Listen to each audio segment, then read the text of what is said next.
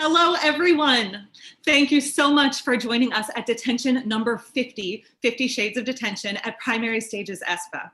My name is Sarah Matucci, and I am the director of ESPA, which is the Einhorn School of Performing Arts at Primary Stages. Primary Stages is an off-Broadway theater company in New York City, and we just ended our 35th anniversary season of producing new work. 12 years ago, Primary Stages started ESPA, the School for Emerging and Established Professional Playwrights, Actors, Directors, and Producers. We've had classes at our Midtown studios and now online, and our goal is to have artists learn in a non-judgmental environment from professionals who are currently working in the field. But just as important as what happens in our classroom, we want to create community and the opportunity for collaboration. We want everyone in our family of artists to find their people, the artistic partnerships that they can take out of the classroom and into the world. That's just as important as what happens in the classroom. And one of the ways that we do this is through detention, a program where our playwrights create pieces based on a writing prompt that we give, and then they're paired with ESPA actors and directors to bring the work to life. We've been producing detention for the last 9 years, performing at venues like Jimmy's Number 43 in the East Village and the Cherry Lane Theater. This is our 50th detention, and we were not going to let the obstacles of social distancing stop us from collaborating and creating. So we find new ways, right? We forge new paths because creativity lets us breathe and dream and escape and imagine. So in honor of our 50th detention, we have taken some of our favorite prompts from over the years and created a new one that speaks to our current world and paired writers with actors to create monologues on these prompts. Our directors then joined to create in this new virtual form. And this is our 50th detention, so we are making it a party. We have got 150 artists creating 75 new works, and we are showing them over 3 nights. Last night was the first night of our collaboration, and this is our second glorious night of new work. The prompts for tonight's detention are: This American Detention. In the style of This American Life, write a monologue or monologues with interstitial interviews from eyewitnesses following the theme of New York. And Love in the Time of Corona. Write a monologue about love of any kind, partners, friends, parents, roommates, and more, and how that love is affected or tested in this time of either extreme isolation or constant togetherness. To see the program for tonight's event, please click the link that's in the description of this YouTube live stream. And this will take you to a webpage on the Primary Stages website that lists the program order and our playwrights, actors, and directors for each piece. To learn more about Primary Stages and ESPA, visit us at primarystages.org. Also, please join our Primary Plus virtual community Facebook page to learn more about events like this, including free weekly masterclasses, lunch and learn playwriting sessions, read-alongs of our favorite plays, and more. So before I turn it over to these amazing performers, I want to say a huge thank you. Thank you to the playwrights, to the directors, to the actors who are diving into this crazy challenge and creating in a brand new way. And thank you, the audience, for being here and going on this adventure with us. You are the final piece that brings this work to life, and we are thrilled that you are now part of this family. On behalf of the entire Primary Stages and ESPA team, thank you so much and enjoy the show.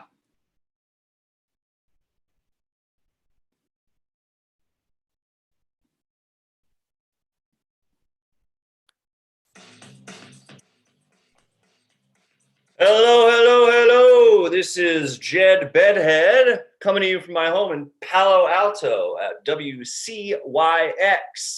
Going on 6 weeks to Gimme Shelter, and I'm freaking out. Radio, like masturbation, is the perfect gig for me. You don't have to look your best, and you make your own hours. But I'm surprised to say, I gotta get out of here. I gotta talk to someone, see someone, touch someone. Oh man, weed's helping, but I'm running out and delivery is on hold. Zoom, zoom, zoom for all kinds of shit. And then there are even Zoom orgies. Check it out. Disappointing, by the way. Not much for the bedhead. So I went searching for some advice and found it in a most unlikely place. Tonight on Off the Cuff, you're going to meet Bradley Henderson, aka Honey Boy. I don't want to say too much. I'll let Bradley fill you in. But when it comes to sheltering at home, Honey Boy has some wisdom and experience to share. I've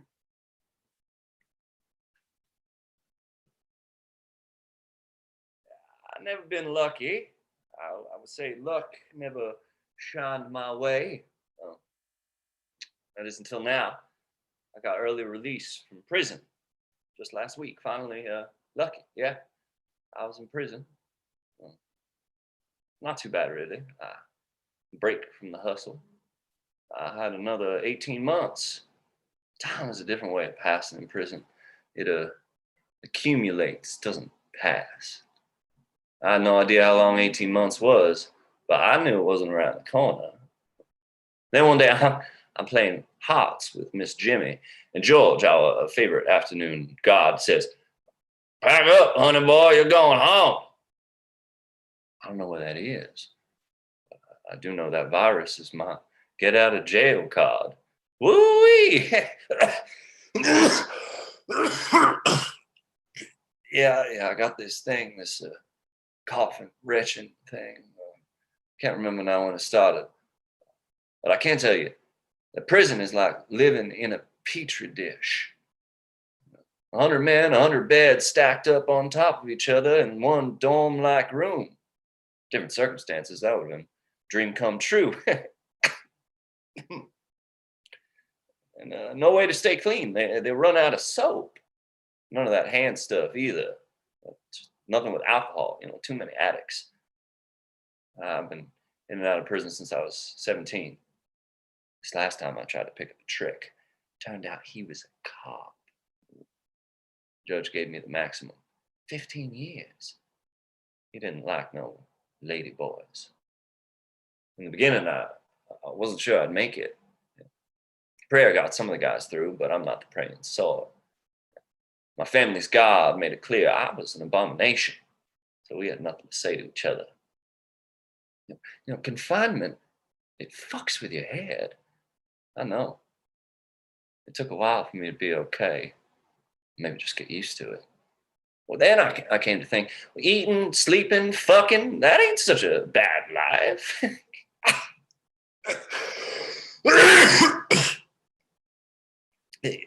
You forget you're in hell. Then that virus showed up. No visitors, no commissary, no parole officers, no goddamn help. Guys suffering and dropping. Guards sick and dying. And then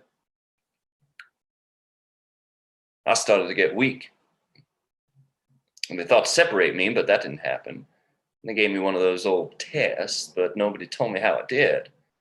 I may have, should have been in prison. There's no way I should be on death row. Excuse me. Feel like I got a Papa hangover. Real tired, thirsty. I was never into drugs. Not that shit anyhow. More of a tranny high. God, I really miss those girls. I hope they're okay. I learned sign language in there. Yeah. My first cellmate was deaf. No idea what he was doing when he reached down to grab my hand. But hey, I was down. Then I figured it out. He was talking into my hand. Yeah. So I learned. Talking with your hands, the whole language. I got a job signing for the ward. Anytime there was a meeting or an announcement, all the deaf boys flocked around to see me. Oh man, I owe a lot to Gregory. Didn't get to say goodbye. He was in the infirmary. Because of him, there were jobs waiting for me when I was out. Now I'm out. There ain't no jobs. Just more confinement. In the basement at Leslie's. My cell's a bit bigger now, and I got my own bathroom. 3 meals instead of 2. But I gotta tell you, I miss being there. Not being locked up, just connecting. Make a family, Jed. They'll get you through. They did me. Please help them. You'll help my family there, yeah? Please.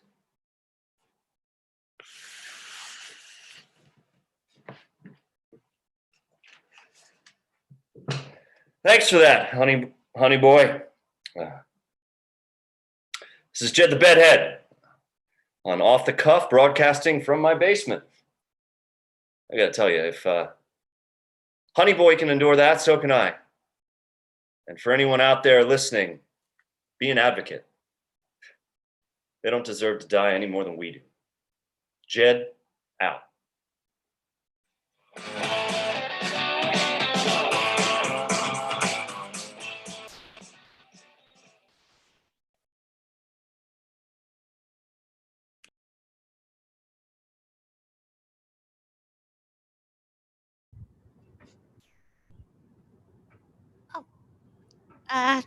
My name is Ainsley, but you can call me the guardian angel of the community garden. I'm privy to everything that happens in the garden. I'm out here every morning at sunrise and every evening at twilight. Oh, my keyboard? It acts as a lifeguard whistle of sorts. I strike different combinations of keys to remind the passers-by of certain things.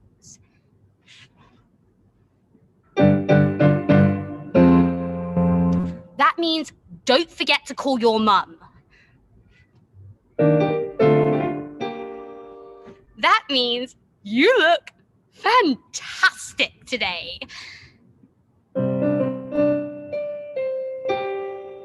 And that means stop by, I have dessert. I moved here 13 years ago and just never left. Only intended to come here for a summer, but I never could quite bring myself to leave. Yeah, people complain about summers in the city, but I thrive on the heat, the sweat, that suffocating smoke that just like rises from the pavement. I think my pores ingested so much New York smog that first summer that my body refused to ever let me part with it. And now I'm a New Yorker. By that, I don't mean I'm an American, no. But I am a New Yorker. It means I walk faster than I did. I talk faster than I did. I think faster than I did. Does that mean I'm rude and pushy? No. A true New Yorker will help you when you're down. They'll just do it rather quickly and be on their merry way. Yeah, when I first arrived in this city, I was in awe. The buildings, the nightlife, the celebrities hiding under the baseball caps in the streets. But after a while, the awe goes away, and you sprint through Grand Central and step on Wilma Valderrama's foot getting on the 4 train. The necessity of quickness takes away the luxury of awe. But out here in the garden, I'm able to access that awe again. I play my accordion to the plants when the rush hour clears, and sometimes those little greens just sing back to me. Those shoes are fabulous! A true story. My 3rd day in New York City, I got hit by a bus. I wasn't badly injured, just got nicked by the side mirror, but it hurt. And this stranger, a guy named George, came and lifted me off the pavement and bought me a margarita. And we're still friends to this day. He lives in the building across the garden, actually. You can see him when I'm out here. Anyway, every Sunday morning, we meet for coffee at 6:30. There's something about waking up before it's comfortable to be waking up that just makes sense here. I mean, everyone is a little uncomfortable here. And that, oddly enough, can be a comfort. I mean, that's the thing I love about New York City. Its sheer brutality pushes people together and they bond for life. It is beautiful and destructive. And it has given me all of my fondest memories. And yes, I include getting hit by that bus as a fond memory. Oh, the sun is beginning to set. And look here. Some little greens are starting to show their faces. Better give them a little bit of encouragement.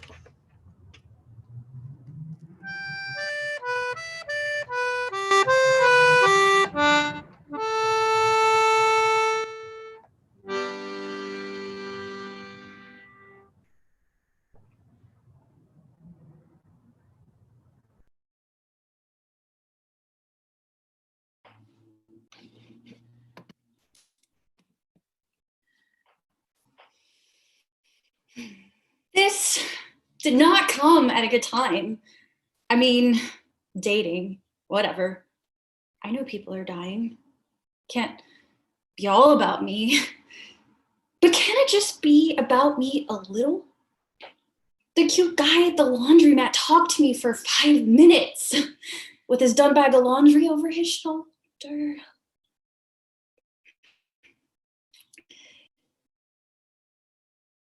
Things were happening. Why can't we time together? Because, oh, why do relationships take so long to start? I need a plan. I need a focus. I need a waist. I need Pilates. Now, this is a very challenging system to get a waist, to get a strong core. And I keep talking about my waist because I miss it. But Pilates is so much more than that. It's my sides, my pee-pee muscles, hi, my back, my ass, all the middle in the middle. That is what Pilates calls your powerhouse. The cute guy at the laundromat is going to be so impressed by my waist, slash that, by my powerhouse, when we do laundry again. I'm going to do Pilates for the day. No, wrong self, wrong. I'm going to do Pilates for me because I'm out of work, out of love, away from my family, away from my friends, stuck in this postage stamp of an apartment in a sick city at a sick time with nothing to do.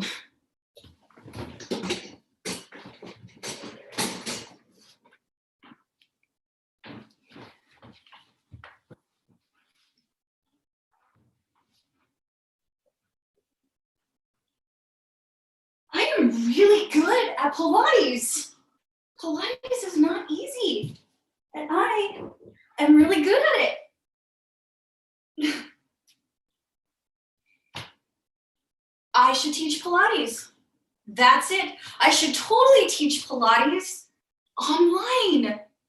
Yeah, I know there are a billion women with thinner waists than mine teaching Pilates, but I have the gift.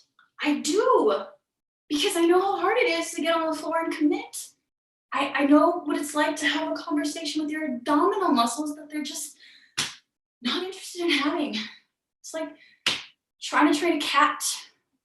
And I am the queen of Pilates empathy, something distinctly missing from every Pilates video I've tried.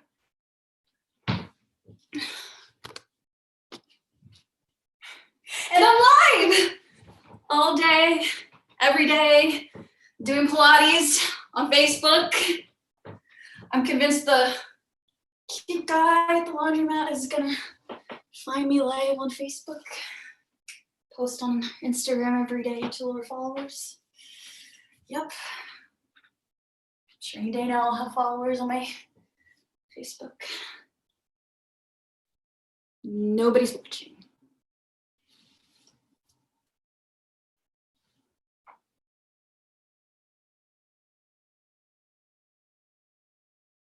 Okay, I've done it. Wait a minute.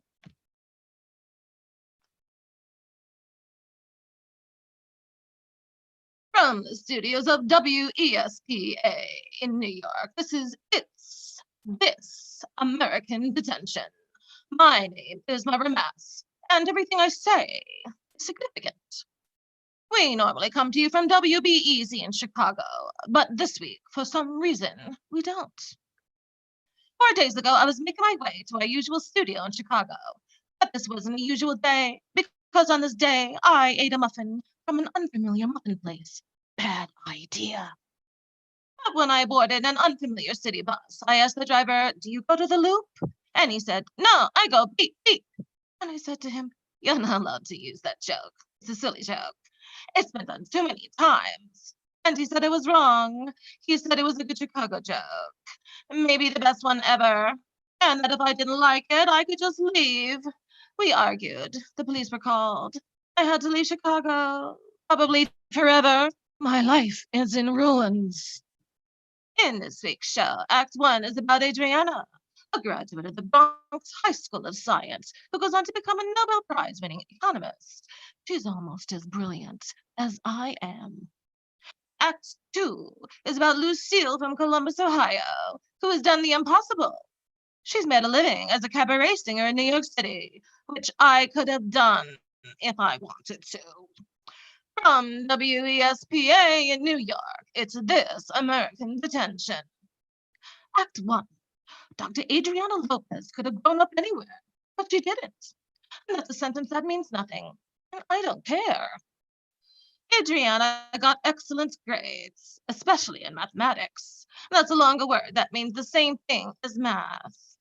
She went on to invent behavioral economics, which sounds like it's about how economics affects behavior, but it's not about anything other than that. Oh, Joey, is this crap or is this okay? Was it okay? All right, give me 2 minutes.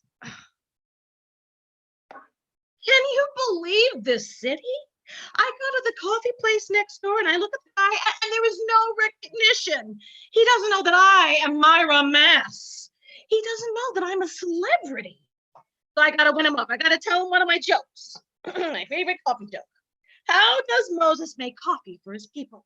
So the guy looks at me and goes, "There's no Moses here." And I say, "I'm trying to tell a joke." So I try again.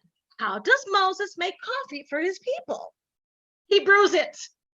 Nothing. Crickets. He looks at me like I'm a pile of hummus. So I'm thinking, how can I walk into this coffee place again knowing tomorrow with absolutely no recognition? I can't do that. So I devise a plan, okay? I will get the station to rent a limo and I will show this know-nothing barista all of my press clippings, all of my TV appearances, all of my broadcasting awards, a whole cup of coffee. And the next time I come in here, he's gonna laugh at my jokes like it's nobody's, okay? Act 2. Singing on stage in New York. That's what Lucy O'Toole dreamt of since she was a teenager in Ohio. That's in the Midwest. I know that because I'm from the Midwest and because I'm brilliant. I can't believe the station would not pay for the limo. How am I gonna go back into this coffee place? Except, wait, this just came to me. I don't have to be a celebrity who's a role model and sets a good example and always has a smile for the little people. I don't have to do any of that crap because this is New York and I don't care. Nobody cares. Because if I lay an egg in a coffee guy tomorrow, I just switch to a different one tomorrow because now I am in New York and I'm finally free. I'll be back.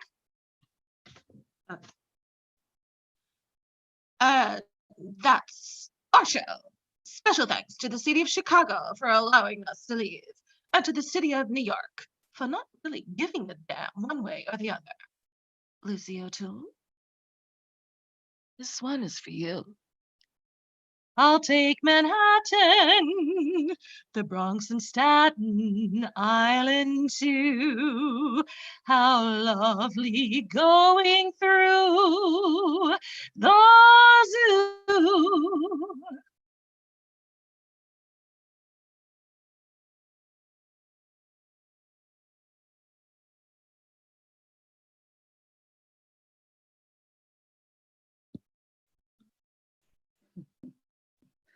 Oh, yeah.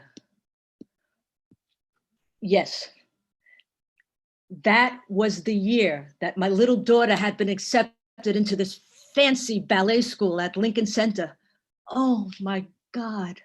She was this beautiful little thing with big eyes and so much confidence. She was flexible like a Gumby character. She had the perfect tiny body to be a ballerina. It was the top ballet school in the country at the time.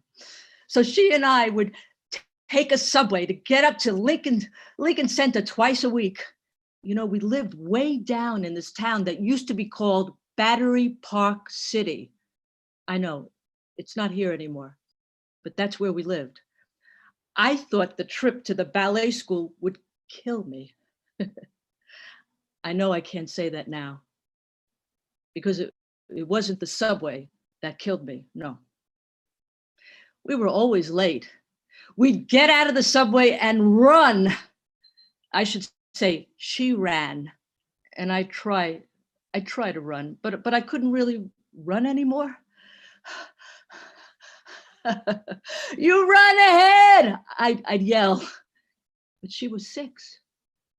I mean, how far could she go without me? This one day I was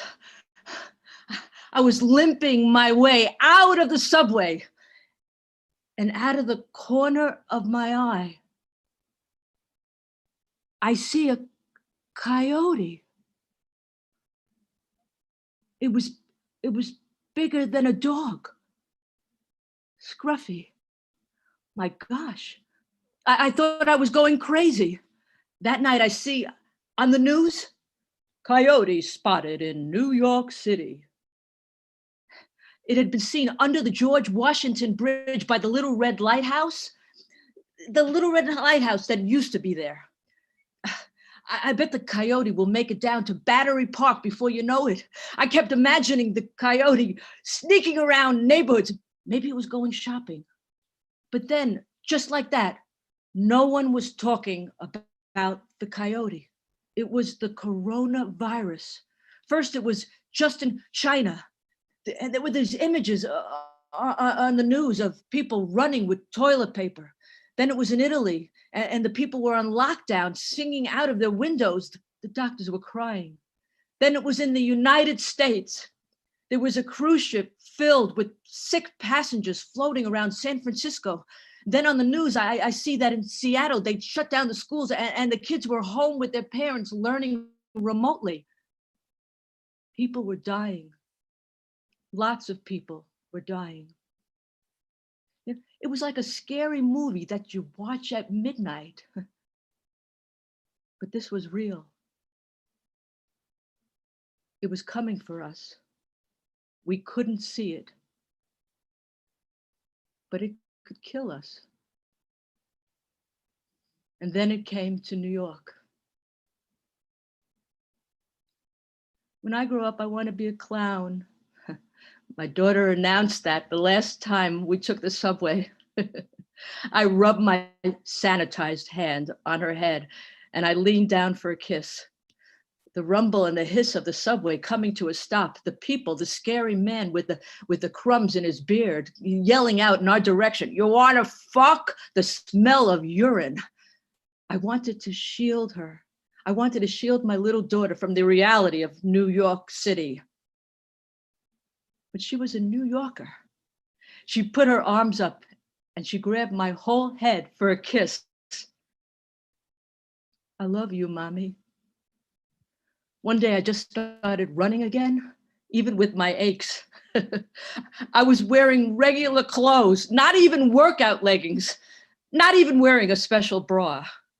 And I just started running.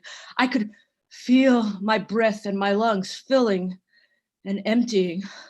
Just one little loop around our little park, I told myself, and then I'll go to the store and I'll stop. But I kept going. The next day I ran again, a loop and a half, 6 minutes, then 8 minutes. Breathe, breathe, I told myself. The Hudson River was so still and quiet. I could hear my children in the tree behind me laughing and relishing their brief outdoor time. And then I saw the coyote. The mama coyote had a litter, and she was living in Battery Park City. They had moved in. No one noticed. Nature was coming back to New York.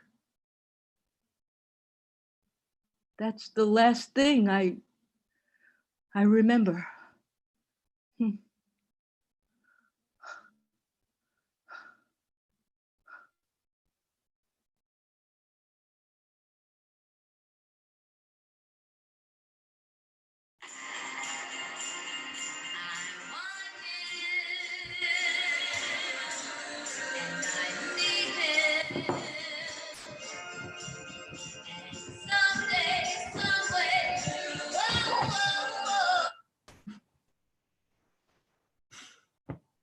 I'm getting married to a pretty incredible guy, someone I've waited my whole life for.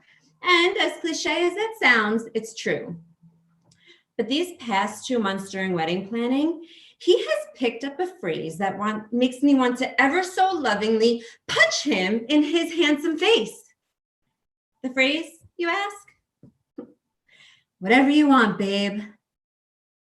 Born out of a conscious decision to keep his blood pressure down after a doctor's visit, turning him from OCD decision maker to careless stoner overnight. Cake flavors, flower themes, tablecloth covers, music selections have all been filed under whatever you want, babe. I was going to bring it up. I can't expect him to read my mind. No, I expect him to read my mind when the universe took a giant dump on everything. And just like that, there were no more wedding decisions to make. So I didn't bring it up. Pivoting was easy for me. Acts of God happened, and postponing my wedding felt trite in relationship compared to what everyone else was going through. But Charlie had a different reaction. At first, he was devastated. I even caught him crying in the bathtub. But also, he was terrified of getting sick. Then, at breakfast, I received toast, eggs, and a side of his freshly printed last will and testament. According to his will, my future husband wants to give his stamp collection, worth $150,000, by the way, to his 1-year-old nephew, Graham, donate his high school yearbooks to a time capsule, and be buried with the Notorious B.I.G.'s Ready to Die CD, and a photo from when him and I went to Coney Island. I hate that photo. He looks great. Other nitty-gritties include, does he want a do not resuscitate order? No. A priest? Yes. A funeral? Yes. A casket? Yes. A fancy casket? Absolutely. In fact, there were incredibly detailed instructions about his funeral, from invites to playlists. His funeral plans looked kind of like my wedding plans. When I finally looked up, he almost shouted, "And you, DNR, yes or no? Mia, for my peace of mind, can we do a will for you together?" I was caught. I had spent the last 10 months planning my funeral and 0 time planning my death. I searched for the right words, desperately trying to bring him calm. I bought time by shoving a piece of toast in my mouth. I pictured what it might look like. Charlie coming to the hospital, making a speech in the rain, greeting people who came to see me in a gloomy giant casket. And I realized that all I wanted, really wanted, was whatever would make it as easy as possible on him. And then I found a particular phrase that made me understand my fiance more than ever. And with all the love and sincerity I could muster, I said, "Whatever you want, babe."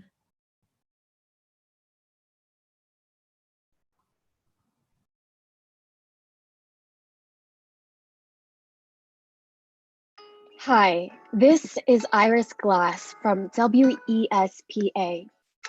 It was a hazy day, and I was walking alone in Prospect Park, Brooklyn, when I was beckoned by the soulful sound of live, smooth jazz.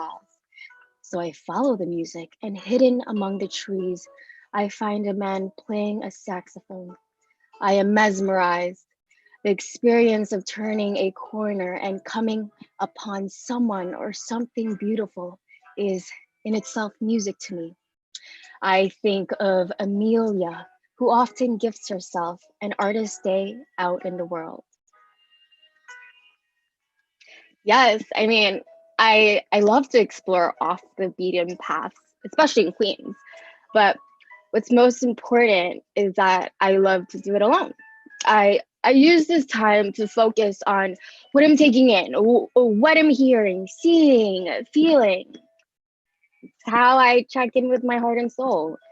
I look for me, and it helps me be a better actor. Amelia has agreed to meet with me at the Louis Armstrong house in Corona, Queens, not far from her home in Elmhurst. Corona is a family-oriented neighborhood where there are old houses and where grocery store shelves are stocked with foreign spices. Amelia tells me she came to New York from the island of Cebu in the Philippines 25 years ago when she was 4. I mean, I love living in Queens. It's my home. Regular people live there. It's quiet. It's not bustling like Manhattan. It's a real neighborhood. Louis Armstrong lived here with his wife. He was like a regular everyday person. I saw a picture of him on the website and just touched my heart.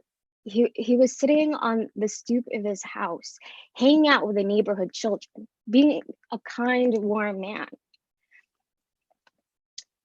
I am curious about how you came to be interested in Louis Armstrong. I grew up with his music because my dad loved jazz, and I did too, but I'm like 40 years older than you. Do you like jazz? I mean, I do like jazz, like some, but like just like not all the time though. I heard about his house, so I set out to find it. Initially, it was about having an artist day and taking a walk. It was hard to find because nothing goes there. I get lost, lots of corners to turn, and when I find it, I think, wow, I am living near where such a famous person had a home. Like, that's so cool. What I really like, though, is that he didn't move from his home when he made it. Ah, so maybe would you like to catch a vibe? I mean, yes, I want someday to like have a role like on a great TV series or in a movie where I can play like a confident woman, edgy and smart and strong-minded, who is like takes in charge and does the right thing. And with this, I would still live right here in Queens. Finding who we are and where we should be is complicated. Sometimes we find home in unexpected places.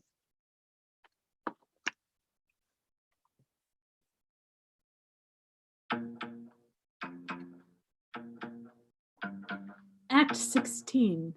Hey, we're in detention. You've got time to listen. Act 16. The show must go on.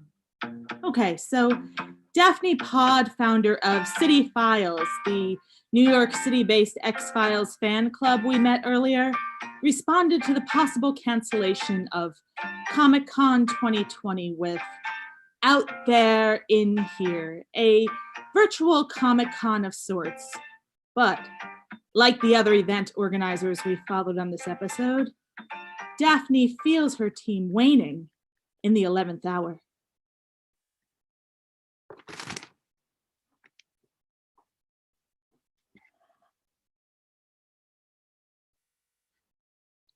My favorite thing to wear as a kid was this plastic, incredible Hulk costume from Kmart.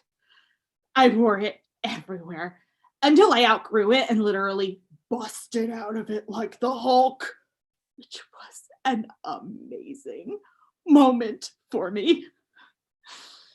And then one day, Eric Booker starts calling me Incredible Hulk. And I embrace it because we all know that's how you fight a bully. Make their weapon your own. So I wear green, I growl on command, and I insist everyone calls me Hulk. But instead, my teacher calls my parents and says, Daphne believes she's the Incredible Hulk and we'd like to have her evaluated. But the thing is, I do believe I'm the Incredible Hulk in a way. But it's like, I'm not allowed to show that. So I go underground, comic book chat rooms. And that's where I meet Rita, my best friend. This is 1998, and Rita and I get hardcore into the X-Files. And it's crazy, because in real life, I am absolutely Mulder to her Scully. And at age 14, she's diagnosed with cancer, the same kind her mom had. And she writes off her entire life just based on science. And I know nothing about science, so I just have to believe that something will save her. She reminded me of this last night. I told her how we've been working around the clock and we've all been cranky and I feel like an ogre, not in a good way. And we don't know for sure if this is going to work. I'm not gonna lie. I said, like, do we need to be doing this? I mean, maybe we should volunteer to deliver meals instead, because I've got a scooter. And she says, where do you think I would be if you stopped believing? I know I've asked a lot of you. We've got 128 live feeds synced, and we're all freaking out about connectivity. And it feels like we've been working for months, and maybe it's been like, I don't know, a week? I have lost all sense of time.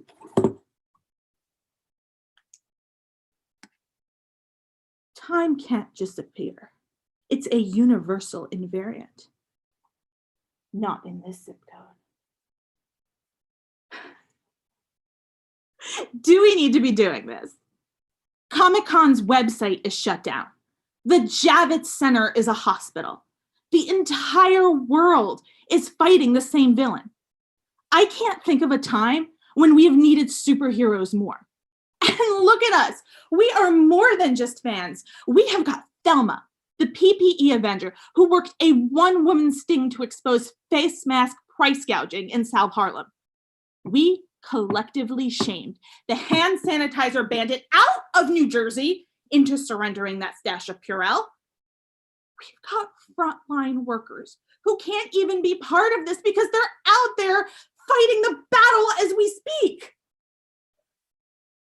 Like Rita.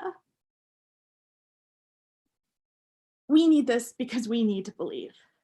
We need to believe there's hope.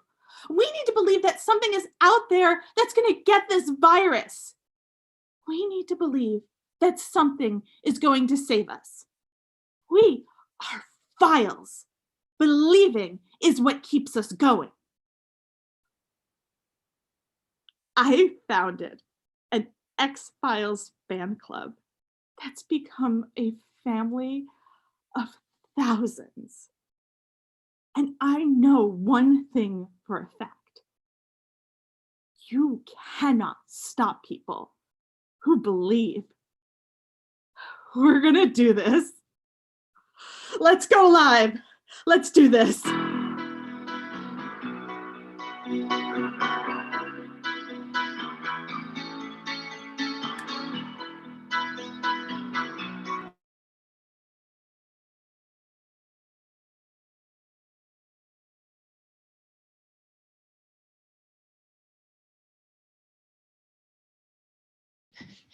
It's day 53 of lockdown. Pete has just gone out for his walk and I'm here in the apartment. alone. I had rummaged through my wardrobe. I chose this red dress. I was gonna put on my heeled brown boots, but then I remembered that yesterday I painted my toes a mossy green, so I opt to go barefoot. I grab a book, Better Abs in 30 Days. I turn it so he cannot see the title. See, I wanna look cultured. I wanna look like the type of woman who reads Winston Churchill biographies and watches science and ecology documentaries on Netflix. What I'm about to watch, Pete never lets me watch. Oh yeah, the governor has made an effort too. His shirt is clean and pressed. Oh, his shoes are polished. I think he's even trimmed his hair a little bit. Yes, Governor Cuomo. Yes, Governor Cuomo. And 90% of me is listen to the governor tell me that he had a very fruitful meeting with the president, but 10% of me is imagining that he's here next to me. His arm is outstretched. His hand is on the nape of my neck. His lips are brushing against mine. His tongue is finding its way into my mouth. The governor is kissing me like I'm an exquisite jewel. I can't believe I'm actually getting wet. Oh, the governor is telling me that the atmosphere in his house is really tense. He said that everybody has cabin fever. He says that he needs to de-stress. So in my mind, I'm unbuttoning his trousers. I'm yanking them down and pulling down his boxers. And 50% of me is listening to him tell me that his dog does not like his daughter's boyfriend, but 50% of me is listening to the sound of him undoing my dress. I can feel the frustration as the governor tells me how hard it is for him to form an exit plan, and I can feel his erection as it presses down hard against my pelvic bone. And I try to remember what parts I have and haven't shaved as he spreads my legs. And 90% of me is listening to him as he tells me that I'm to be against unprotected contact, but the other percent of me is outstretched my legs. I can feel him pressing hard down onto my pelvis. I wrap my legs around him, around the small of his back, and I feel him press inside of me. The governor grabs my head, guides it down onto the pillow. I can feel the governor's body stiffen. And a journalist tries to ask him a question that he doesn't know the answer to. I feel my own body stiffen as I try to tolerate the same amount of intensity that he is giving me. I can hear the governor start to moan. His moaning sounds like singing. I begin to moan too. Oh, yes, Governor Cuomo. Yes, Governor Cuomo. Yes, Governor Cuomo. Yes, yes. Oh, shit. Oh, shit. Pete is back.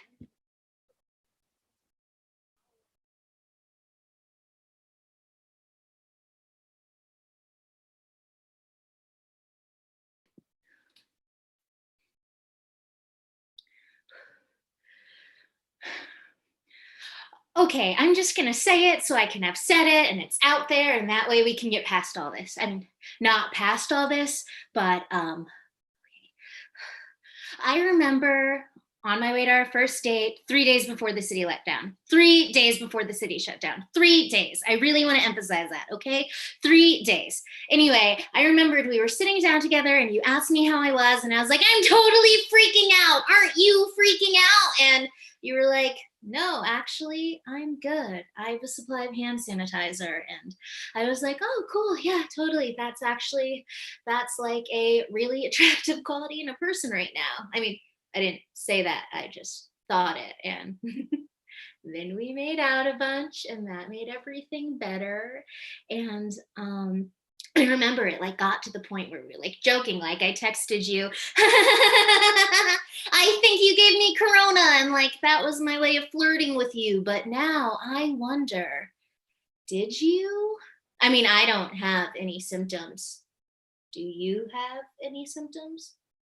Okay, cool. Yeah, no, cool, totally. We're like past the 2-week mark anyway now. So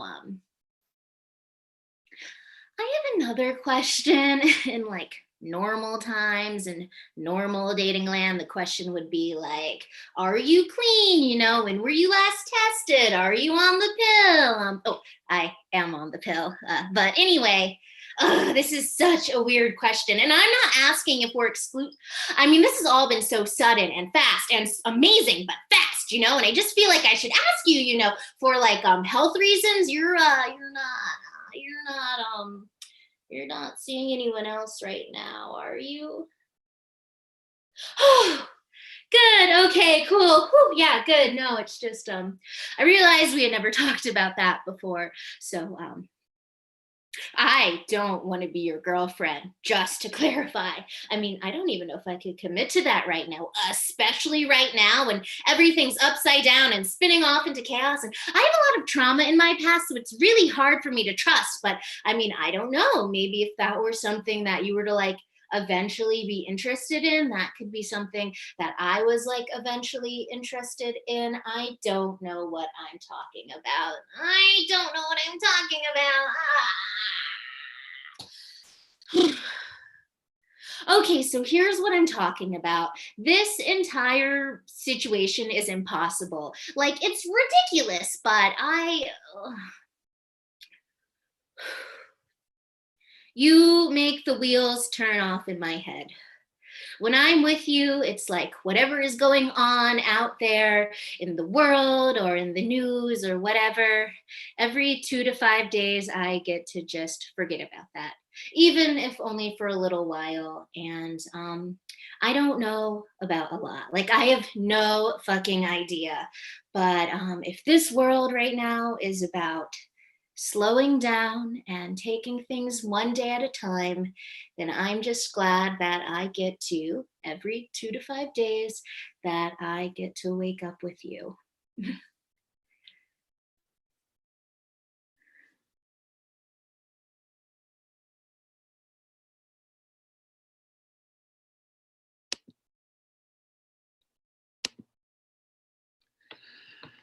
Quarantine, day 657. Hi, Mom. Time for the daily debriefing. I'm hoping that by the time you get this, you'll be up from your nap and feeling fine. Did the greenhouse ever deliver your rose bush? Do not let them make you go out and get it. I forbid you to drive, Mom. I forbid you. So, I have some news. Don't freak out. You remember Giorgio? Stunningly handsome with lips that could sink a battleship. We've been FaceTiming and Zooming and Skyping, and it's been super fun. He keeps showing me his neighbors singing on their balconies, and I show him the empty streets and sometimes a squirrel. Ugh, my life is so boring. Well, we've been video chatting for 3 months. 3 months! I know, Mom. The longest I've ever gone without sleeping with anyone right away. No, don't delete this video, Mom. Boy, it's a good thing we're not doing this in real time. You would have hung out by now. I know you hate talking about my sex life, but I really need your advice. You know that after James, well, it's been really lonely. Okay, so Giorgio and I, we've been doing everything we possibly can online, even virtual ballroom dancing. And now, well, now, are you sitting down? Maybe you should lie down. Now, we have the opportunity to meet in person. He's a personal assistant to the personal assistant to the CEO of Face It or Leave It, the design mask company, right? I know. So because they are an essential service, they're allowed to travel, and the CEO is coming here to Queens. Well, not Queens exactly, but he'll be here tomorrow. Isn't it exciting? So we have been texting and FaceTiming and Zooming, and I'll admit it, I've even French kissed the phone a few times. I haven't touched another human being in, not since James, and he was so sick. Well, how do you cope, Mom? I mean, you haven't touched anybody since Dad. What is it, 20 years now? That didn't come out right. I'm sorry. And now, the second bit of big news. I decided to take the plunge and I bought the sexy plexi. Before you start screaming, I know it's expensive, but I am buying it on installment, and I know it's not 100% proven to be effective against infection, and I know it's, well, It borders on barbaric, but Mom, it's here. It arrived. It's much bigger than I thought. So Giorgio's coming tomorrow. So I decided to practice. Unfortunately, the negative reviews are right. It is like being in giant plexiglass coffin. However, I put my arms in the sleeves. There's holes in the side with gloves attached where you can reach through. There's even footholes. And then, of course, the obvious opening for genitals. Don't delete this, Mom, with the condom attached. It's linked to a removable, never mind. And there's a hole with a condom on the side. And sorry, TMI. It all seems like it will work, except here's the problem, Mom. Here's where I need your advice. Giorgio has the most beautiful lips of any man I've ever seen. Don't tell James I said that. James, if you're listening, just go back up to heaven and close your ears. I look at Giorgio's lips. It's like he's making love to me when he speaks. Little pouts and puckers and licks. That's how he talks. He says my name, Matteo. He overemphasized the so that his lips press, like he's saying like I am so delicious. And then he smiles, a half smile. Oh God. I will die if I don't kiss those lips. As soon as he gets here, I am going to get in that sexy plexi and I am going to stick my lips through the mouth hole, but I have ripped the mouth covering off. Yes, I am going to stick my bare lips out through that hole. I am going to touch his bare lips to mine. I don't care if I get sick. I don't care if I die because I'm starting to die a little already, Mom. I mean, how have you gone 20 years with no human touch? I probably should have talked to you about this in real time. Anyway, that's what I did. Am gonna do. Will do. Shit. He tested negative multiple times, and I'm still waiting for my second test results, which will probably most likely be negative again. So what would your advice be? Try to wait. That's what you would say. Try to stay safe. Try to not to be rash. I haven't been with anyone since James, and that was over 18 months ago, nearly 2 years. Oh, don't be foolish, Matthew. That's what you'd say. It is your life and the lives of those you love. I tried. I ballroom danced. I did everything I could have. I failed. And then, what will you say? I love you. I forgive you.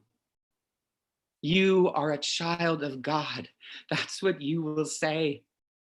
Because you are my mom and you are amazing. And your heart is so big. I wanted to warn you,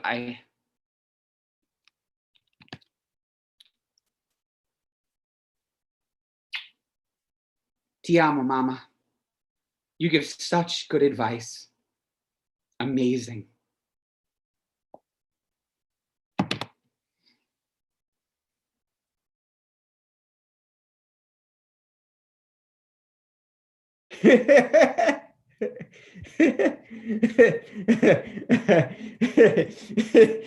That's pretty funny, Chris. Did you apologize? Good for you. Me? Not much. I matched with this woman right before all this.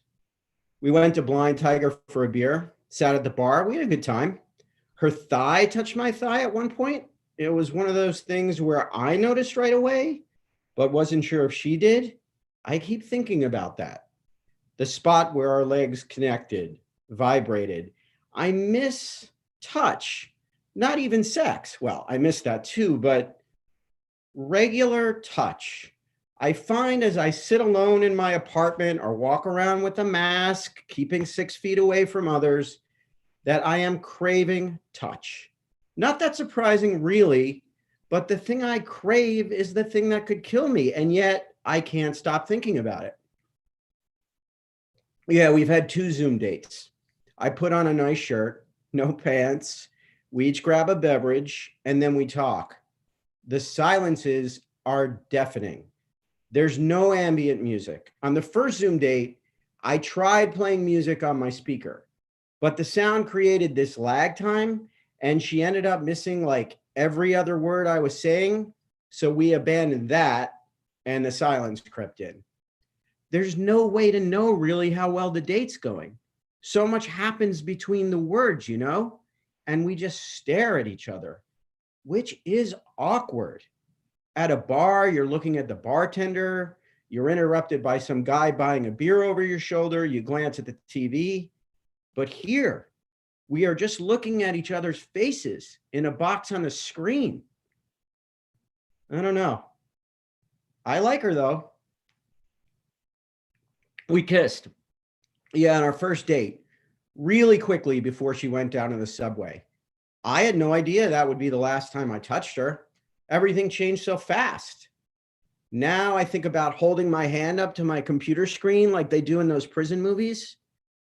But that would be way too creepy.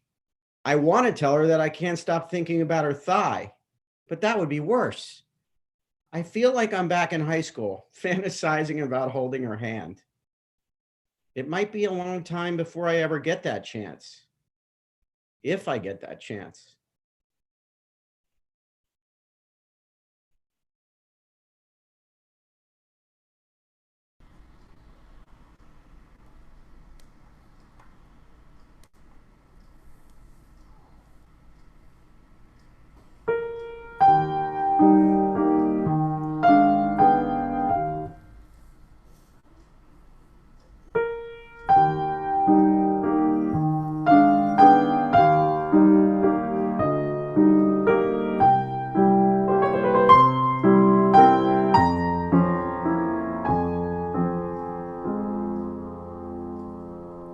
Take the subway to 42nd, get off the train and look up at the ceiling for signs directing you to 40th, ascend and walk away from the flashing lights for 2 blocks, turn right to go west, keeping to the north sidewalk, continue past 8th Avenue until you see a cafe's sandwich board sign with a woman's head along the top.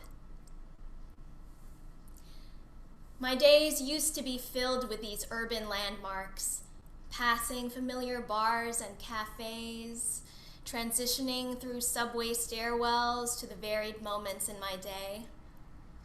Now routine makes up my markers, the pages I read from the books I piled in my suitcase before I fled, the rabbit hole Google searches I conduct and almost get lost in, the piano lessons I give remotely, observing fingers through a digital screen and hearing notes through subpar speakers.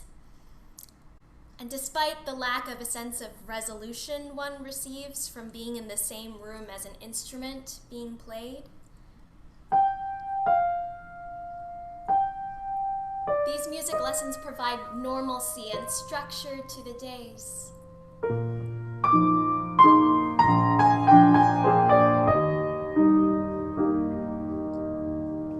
My day lacks the familiar landmarks of the city, but are now tethered together by others.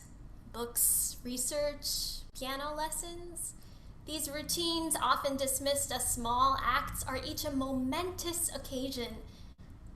There's faith in these little things. The accumulation of these actions propel me forward and amalgamate into a physical form of hope.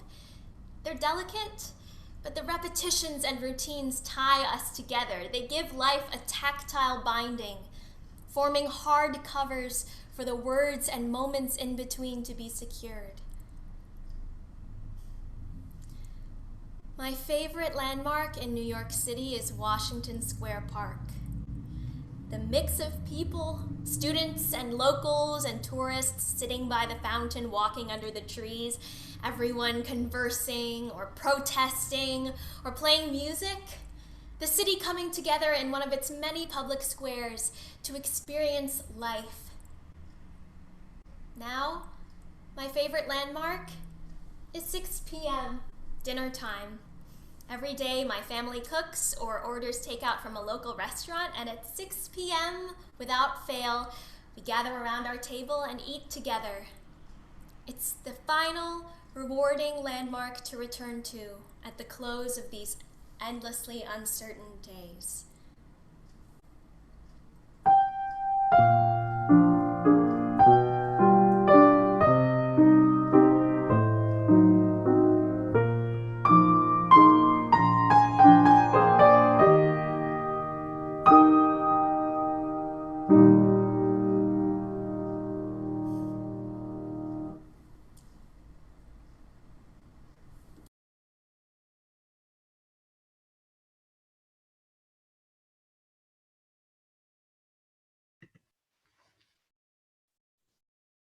Yes.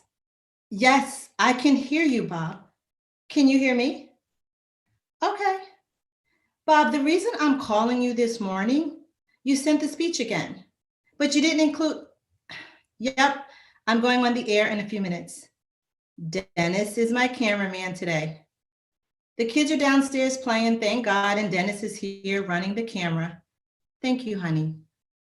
Earbud connected. Laptop. Love you too. Ooh, look at the time. Bob, I saw your speech from 5 minutes ago. Yes, you're paid to write the speech, and I'm paid to know what I want to say. You were hired to help formulate my ideas. Why did you do this now? 3 minutes before airtime? Oh, no, no, no, no, no. You don't get to talk to me that way. I'm not kidding, Bob. Am I or am I not the mayor? Damn straight I'm the mayor. Yes, it's a beautiful day in North Carolina. I mean, that's why we're here. A higher percentage of Black people are testing positive for COVID, higher than the general population. Suddenly, I don't see it in the speech. 2 minutes? You talked with 2 Republican senators the day before my speech? I'm not the exception. Not every Black person lives below the poverty line. Black people, men and women, are good. They work good jobs at the medical center, the government, Hanes, or Food Lion. Real estate value could drop if I call attention to the Black neighborhoods? Are you working for me or 2 Republican senators? You've got 1 minute. How do I enroll people to help create solutions? Because I love my city. Oh, it's your speech? If I love my job, I love my Black neighborhoods too. 30 seconds? Because is this a Black neighborhood we are discussing, or is it a local neighborhood? It is a local neighborhood, and we call it a neighborhood because of our neighbors. That's what they are. I didn't set out to be a Black mayor, for God's sake. Did the ballot say mark a big old X for Black mayor? It did not. Shut up, Bob. People deserve empathy. I am speaking for many, many people. Shut up, Bob. I'm challenging anyone in a position of power to step up and stand with us. I'm asking them to step up and stand with us. That's how we get through this awful pandemic, together. Thanks for being my sounding board, because this is a matter of life and death. We have to address this together. People will have to step up and stand with us. Your speech?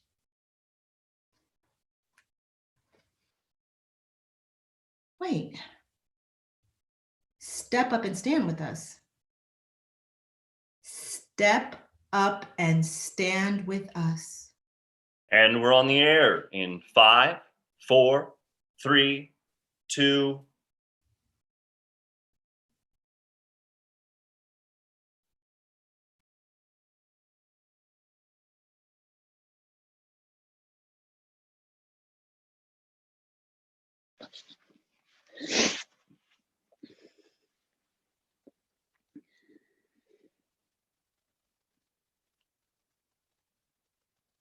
Namaste.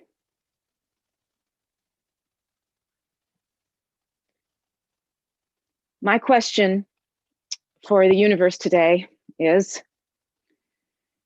it safe to go outside? And as badly as I want my practice to lead me to the right answer, I'm still stuck here. I think I'm rooted to this spot.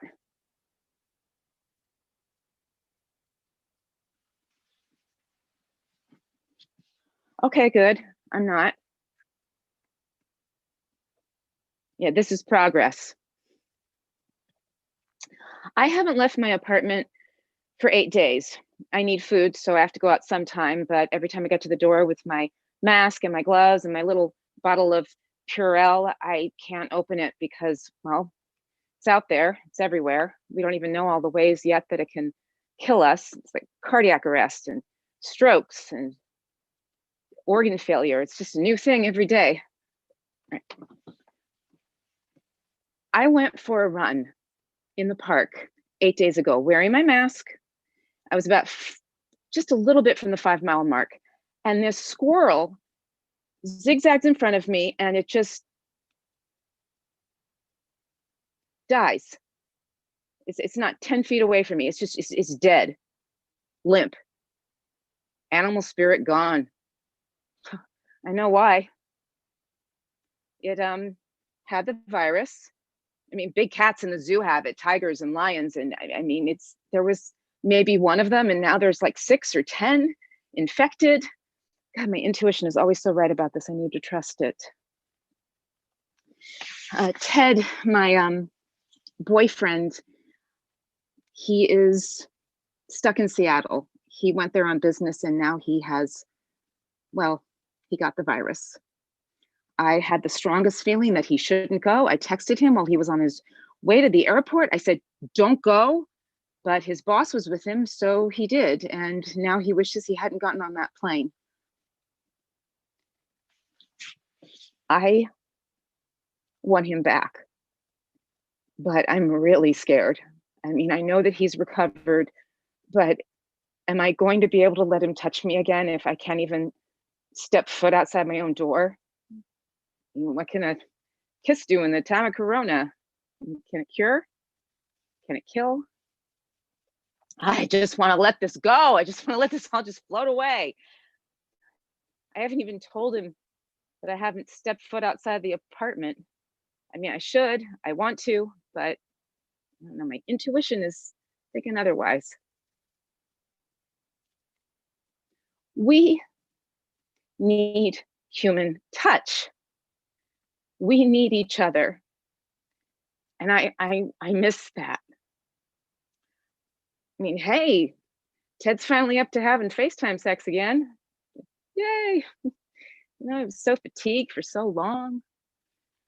Whoa, is that what sex is going to be like from now on? It's like voyeuristic onanism. You know, I wish that the people upstairs would practice more of that. I mean, their bed, it just squeaks like a cheap dorm bed, and they just have sex all the time. And, well, I don't even really think it's very good sex. Well, it's not for her.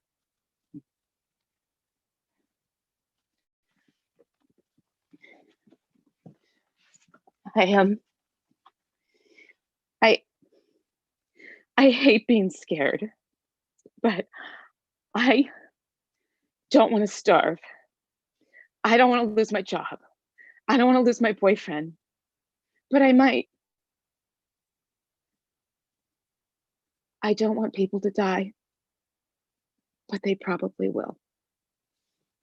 I mean, it was such a beautiful day today. I was just, I mean, it's spring. It's the season of love and new beginnings. I mean, I could go for a walk tomorrow or head out to the park. But what about the squirrel? Oh. Is it safe? Universe?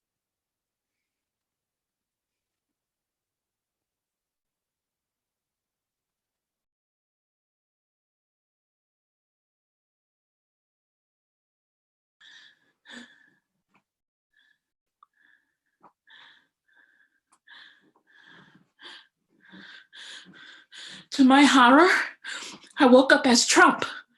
I was totally freaked. Suddenly, I was white. Wow.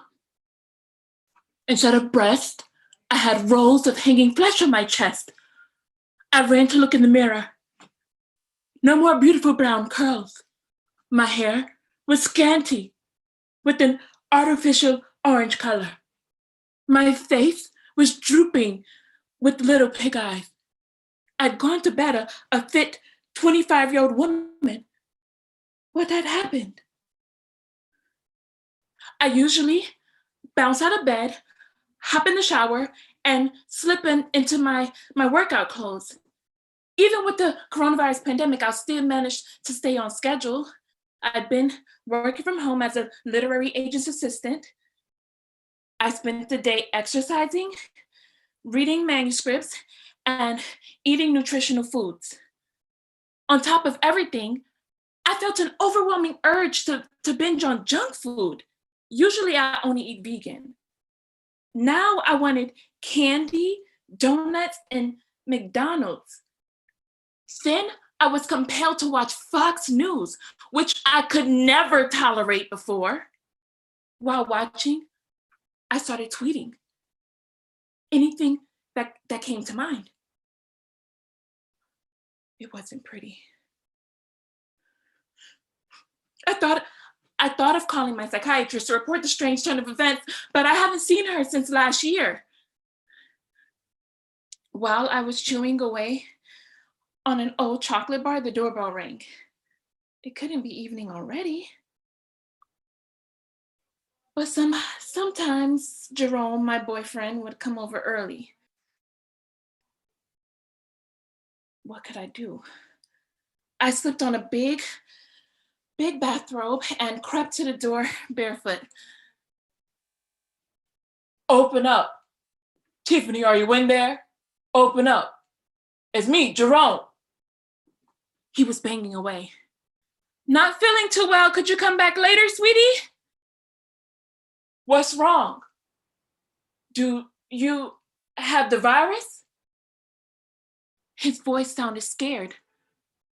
None of us wanted that dreaded coronavirus.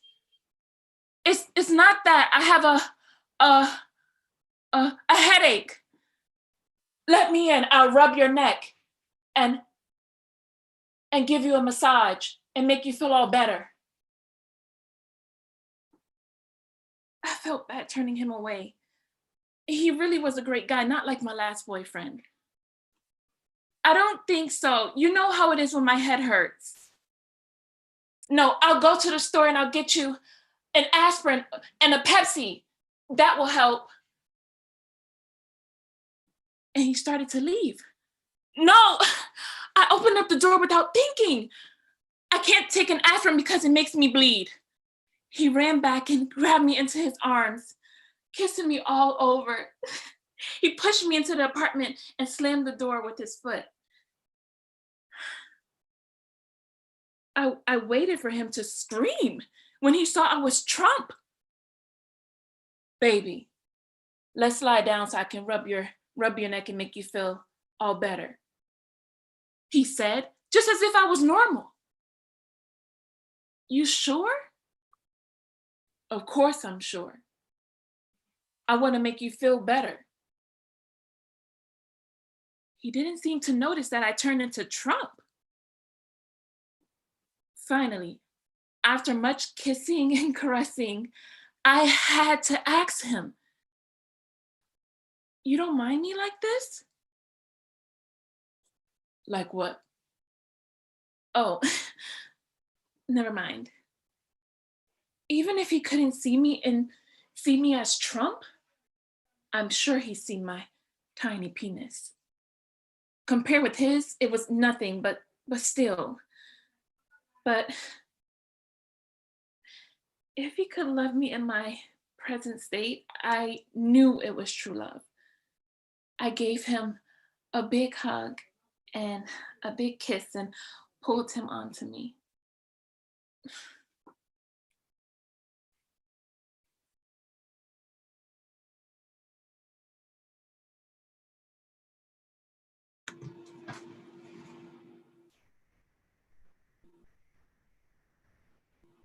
Three minutes. It takes me 3 minutes to peel chip nail polish off one finger. 3 minutes to eat maki rolls from Red Crab Sushi on Avenue A. And this morning, it took me 3 minutes to walk the circumference of an empty playground across from PS 234. Empty. Except for a couple of 12-year-olds sitting 3 inches apart on a bench, which on any other day would be jammed with tired mothers wearing high ponytails and last year's trendy sneakers. Chunky platforms. Think Spice Girl-inspired footwear. My mother loves Baby Spice. And a row of home care attendants, fussing over their Medicare card-carrying clients, mostly frail men. Old goats, my mom would call them, fucking lechers, she'd say. Some wearing yarmulkes, and others wearing belts cinched at the waist, bending them in half like a $10 bill. I always carry a Hamilton in my wallet just in case of an emergency. Mom told me that paper money can be double folded 4,000 times before the bill tears. And that, I don't know, comforts me.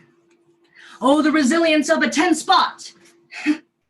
So on my 18th rotation, okay, I pulled that number out of my ass, but it was close. I wondered, why are these premenstrual minors sitting alone in an empty park? And where are their fucking mothers? Right?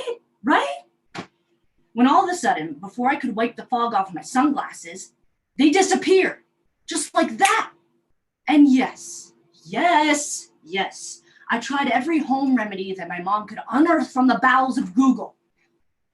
I even tried rubbing my lenses down with toothpaste. Crest 3D white. See? My mother says my smile is my best asset. Thanks, Mom. But still, my Warby Parker sunglasses fog up every time I wear a face mask. Even worse than a 60-second sprint uphill. Okay, 2 10-second sprints. So I embellished. That's who I am. I'm an embellisher. I'm a card-carrying embellisher, right, Mom? Anyway, before my vision cleared, the tweens and their iPhone 11s had slinked away. Slunk. And disappeared as silently as the city had become in a matter of days. Run home, girls. Run home to your worried mothers and torture them some more, like I do.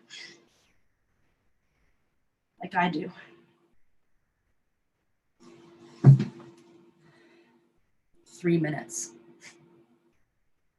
It takes my mom 3 minutes to write a heartfelt thank you card. 3 minutes to recite every fucking song on the Spice Girls USA tour, and 3 minutes to pick out the perfect wallet for my birthday. Kate Spade. Genuine leather. Even though I don't deserve it. Genuine. Like my mom. She has no hidden agendas, no malice, just love, acceptance, bad hair, good intentions. She'd do anything for me. Anything.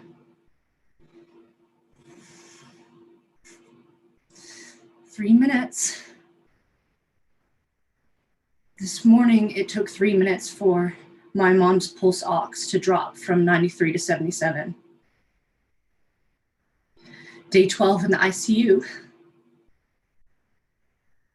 And I feel powerless and angry and terrified. Terrified.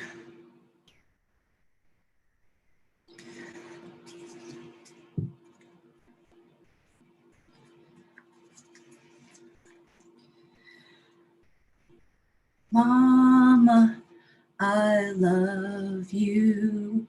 Mama, my friend. You're my friend.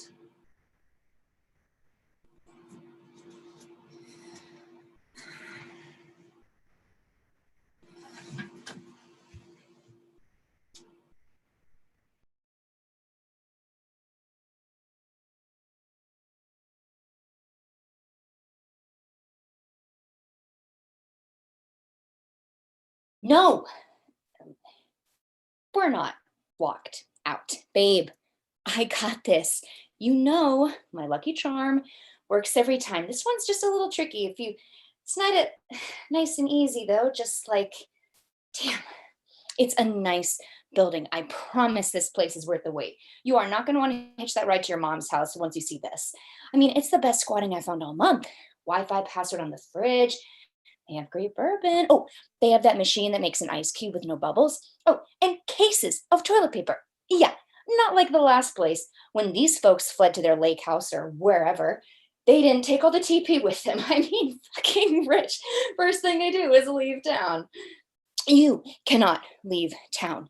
We are in this together, and we are not going to let a little global pandemic chase us out of the greatest city on earth.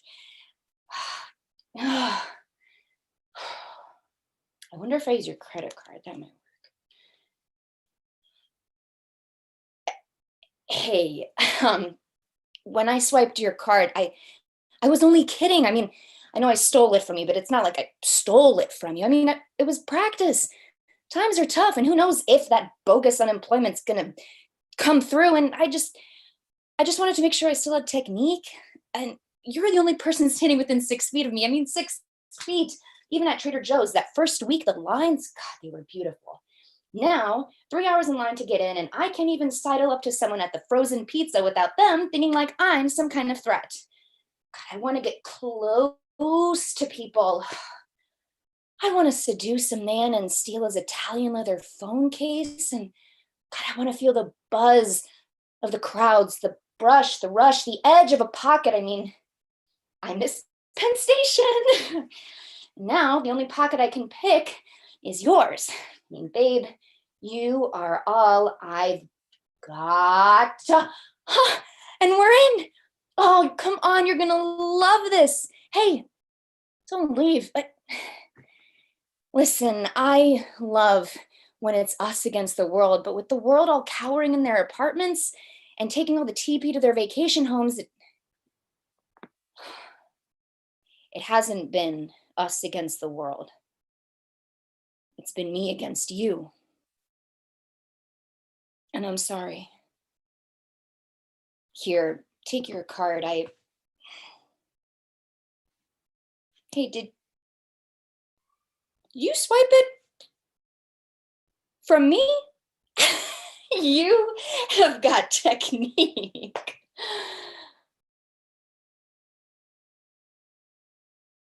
Babe, I love you.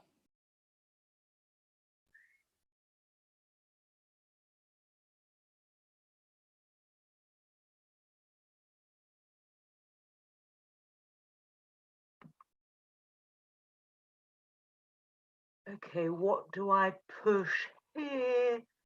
Press, press. Oh, here we are. God, who is this? This can't be me. Oh God, the lighting. Jesus. Wait, am I live? Oh, I'm live. Hold on, folks. Just give me one moment. Oh, never mind. Okay, I'm just going to go for it. Hello, my darling, darling beauties. Oh, I could just kiss and hug every single one of you. Kiss, kiss, my lovelies. I've missed you all so much. I'm creating this, well, trying to create this live Facebook event, and I've sent out so many invites. And oh, Megan, there you are. Yes, this is my natural hair color coming through. Okay, easy on the frowny face comments, loves. No, hold on a second, I need my glasses. Just, oh, Rachel, darling. Well, yes, maybe I have put on a few pounds, but that's not what this is all about, is it? Well, what are all those laughing emojis? Come on now. Can we just pause with the comments, please? You know, I can't do this and read that at the same time. I know you know me as this queen of beauty, but look, God damn it, can you just stop with all the negative comments, please? I mean, oh my God, the lighting in my apartment is for shit. And the camera on my laptop must have been installed by the people from the DMV, because what you see here, what I see, this isn't me. Oh God. I can't. Enough. No more comments. You know, for all these years, I've been telling you that beauty is within, and all you need is a touch of my magic this or my super that, and voila, then you're beautiful. But you know what? You are beautiful. I mean, for the past few days, weeks, however long it's been, you know, I've had no clients, no makeovers, no photo shoots. Alone in my apartment, and I'm broke. You know, I've lost the me I thought I was. I've gained weight. I mean, my hair doesn't look like it used to. The world doesn't look like it used to. But, you know, I am here. And if you're watching this, then so are you, which means we've survived. We are the lucky ones. I thought I was coming on today to talk to you about skincare and makeup, but I think what I really need to say is, you know, this is love in the time of Corona. Learning to love yourself, your true self, who you really are. It's 7 o'clock in New York City, and I'm going to join the cheering and the banging outside my window. I mean, I must have something. Just. I love you.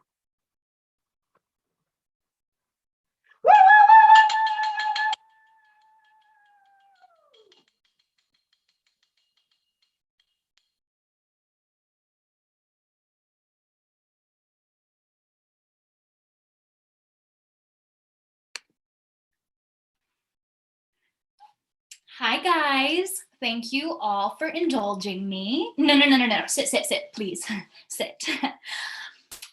Okay, I've called this family meeting to tell you all that despite all the COVID craziness, how much I really, and I know I probably don't have a right to call this meeting since I don't actually live here. I mean, I live here, but I don't live here, which is besides the point because I actually am a part of this family. So even though this visit has turned into a full-on Corona Airbnb, which, yes, Mark, I know I'm not actually paying for. I'm well aware. No need to remind me for the, no, it's okay, Mom, for the 57th time. Got it. Trust me. It's bad enough. I can't even go to my New York apartment that I still have to pay for.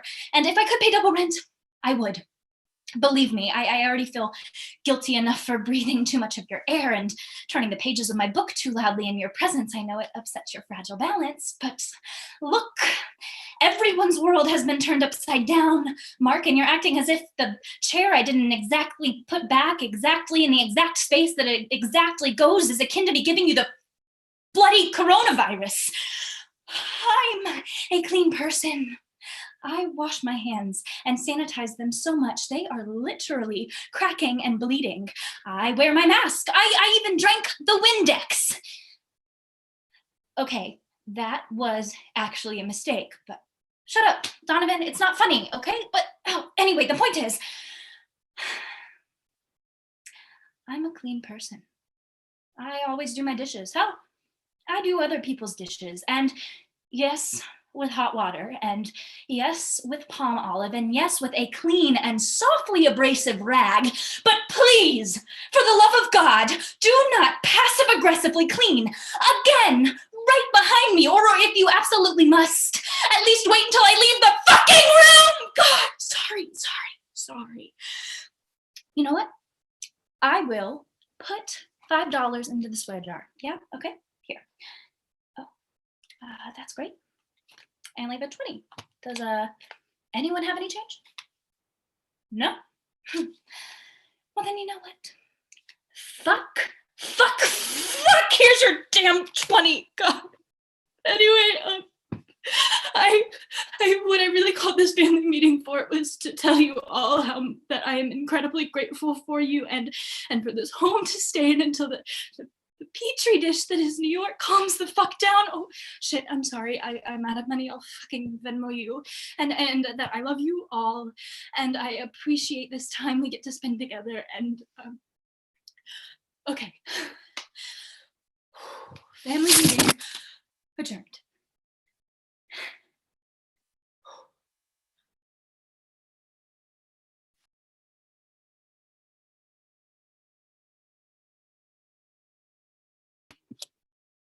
Yes, baby, do you like that?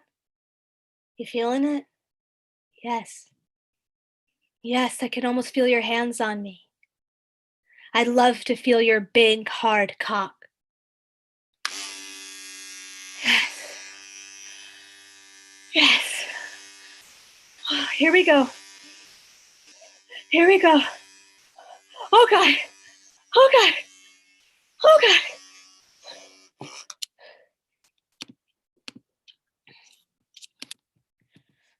Frozen again. This always happens just when things are starting to get good.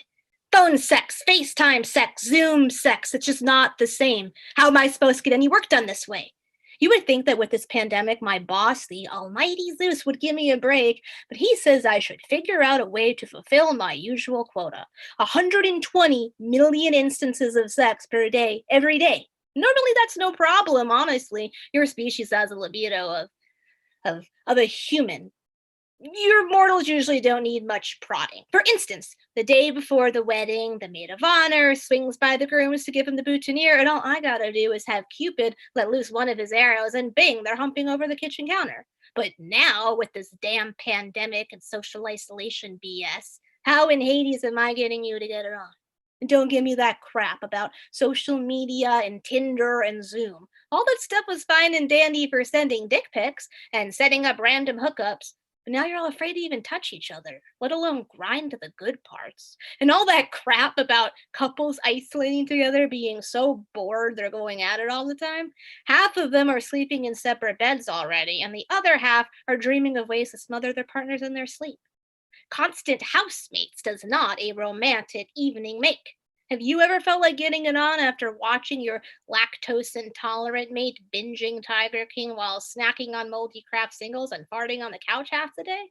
Even I can't work with that, and I'm the goddess of sex, baby. All I should have to do is blow a kiss in the air. And there should be hundreds of horny couples and thruples jumping in the sack. And those days of bathhouses and sex parties and orgies. History, baby. I'm not sure how much time it's going to take to get strangers to meet at a bar, for God's sake, but to touch and kiss one another, to love. First kisses, holding hands, groping in the dark, weddings, dances, putting your arms around the shoulders of your best friend. God knows tells me you can't even be there to say your last goodbye. With all of these forbidden, where is love? And without love, where is humanity? Just think of that, almighty Zeus. You can keep your lightning and your wars, but without everything that is love, who are we after all?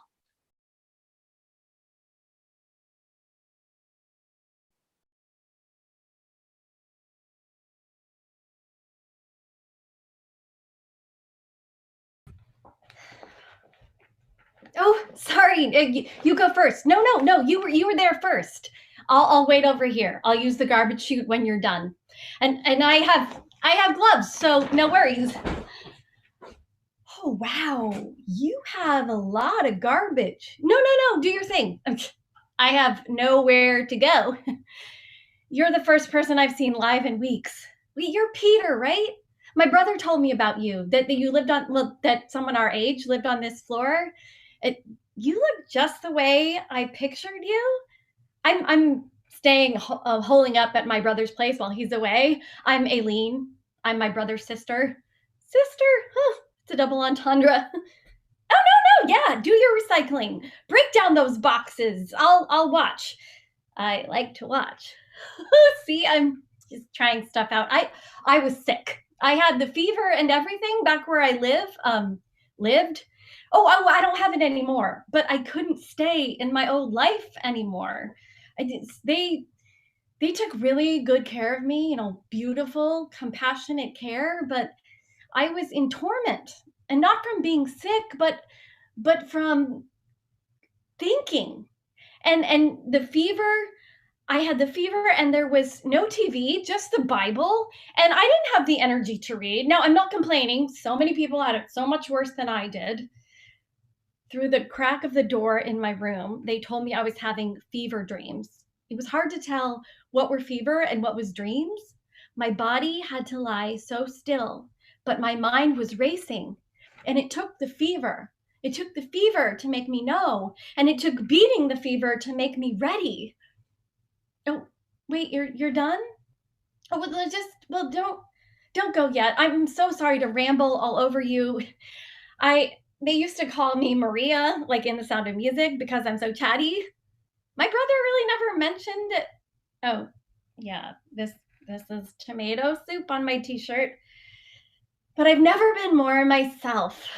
I mean, these clothes must have belonged to my brother's ex-girlfriend because I didn't have any regular clothes when I got here. But this tomato soup, well, this is mine. I take full responsibility for that. Look, Peter, thank you so much for listening. Your eyes are so arresting.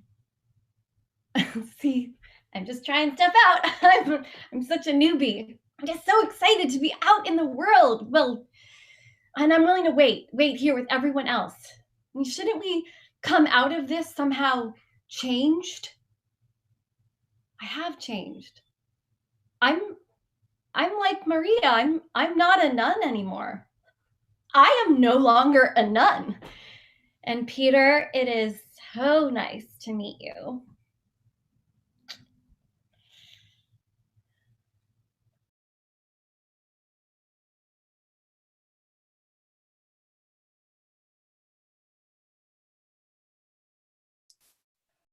Whew. Let me put myself on mute. Well, this is a shit show. Leave it to my sister to get married in the middle of a pandemic. Aren't y'all tired of all these Zoom meetings yet? Oh, and look at Uncle Tony waving his arms around like a crazy person. Something in the milk ain't clean with him. Is he waving at me? I can't hear you. You're on mute. Oh, I muted my speaker and not my microphone. So y'all just heard everything I said? Well, the lid is off now, huh? Yes, this is Oshuna, the big sister of the bride. Congrats to you, Mara, and your new husband, Rodney. And you know, I'm so glad that family and friends are here so I can set a few things straight. Now, whether you're in Atlanta, Kentucky, Harlem, Johannesburg, Toronto, San Quentin, Little Dardanelle, is that you? You got internet in prison? Oh, won't God do it? I should be more like Mom. And if she were still alive, she would have something inspiring to say, like, you are enough. And after that inspiration, she would probably look at all of you and see you, great aunt, in it and tell you that you should put your teeth in before you come on camera. You know what? If you want to go through quarantine without your dentures, you do just that. We women, we downplay our needs too much to co-sign on other people's comforts. Shoot, that stuff that you used to tolerate in your 20s doesn't fly when you step into your grown-ass woman vibes. And you know what I'm talking about, Cousin Lachelle, coming out of that messy divorce. Oh, I hear it. I probably shouldn't be talking about a divorce in a wedding toast. Here's to the happy new couple from me and Calvin. He had to work tonight, the graveyard shift.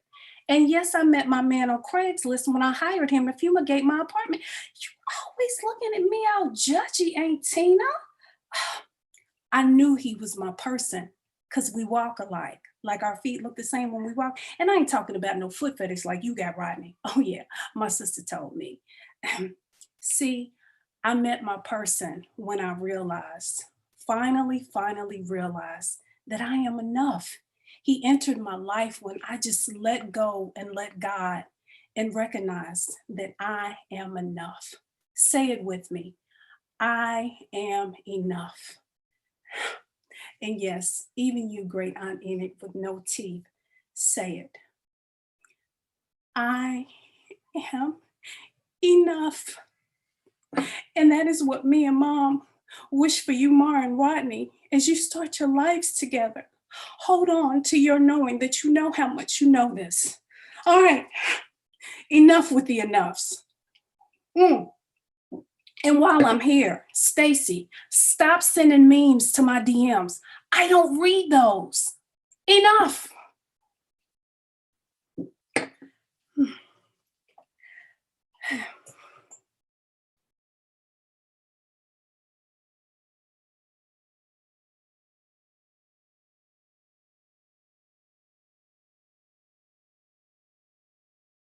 I didn't want to go to the farm, like, at all. I never really liked going to the farm when my dad was alive.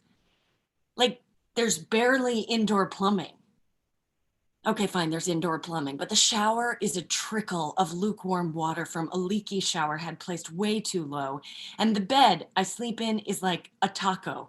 The sides fold up around me, and I wake up every morning aching. The farm is right off the interstate, and the relentless sound of semis all night long makes this spooky, hollow soundtrack, and everything there smells like shit. I mean, not metaphorical shit, actual animal feces. And my dad has a tendency to walk around with no pants on.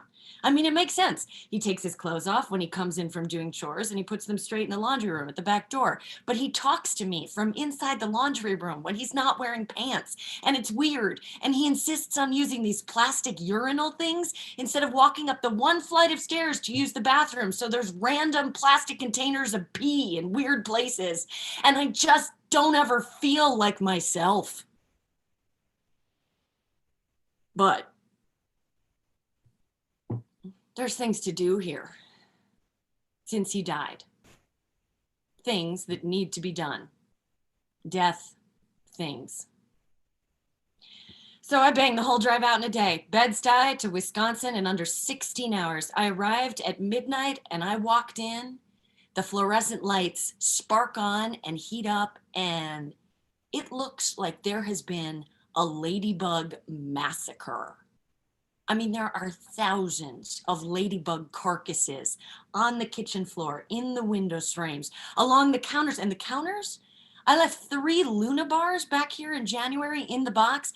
The counters are a mass of torn up Luna bar labels and packaging and mouse shit. Fuck, I didn't think about mice. Intruders on 6 legs and 4 legs. And oh God, what about the 2-legged varietal? I am all alone on a farm on top of a hill right off the interstate, and maybe arriving at midnight wasn't the smartest thing to do. Maybe I should go to the Comfort Inn at the exit right off the interstate. But I am my father's daughter, and I am not going to waste the money after I've come so far. Fuck the Comfort Inn, taco bed it is. The next morning, aching, I set out to clean. End up doing some light redecorating. 3 days and a lot of Amazon deliveries later, I'm embarrassed to say I feel pretty good. Better. I mean, the new shower head was only $12. All it took was a wrench and literally 30 seconds to get one of those hipster rain showers. I am a terrible daughter. I should have done that for him years ago. A new shower curtain, a new bath mat, a mattress topper. It smells like lilac. The pee containers are all thrown away. The carcass is swept up, vacuumed from the windows and gone. There's no further sign of mice, and there's no evidence of a ghost. I kind of thought there might be a ghost.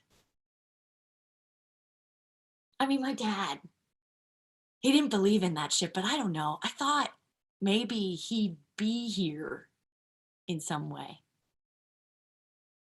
Fuck, he's probably mad I changed the shower curtain, but I'm sorry, I just couldn't with all that orange. What next? I mean, I can go outside. What can I do outside? It's a farm. I could do like farming, right?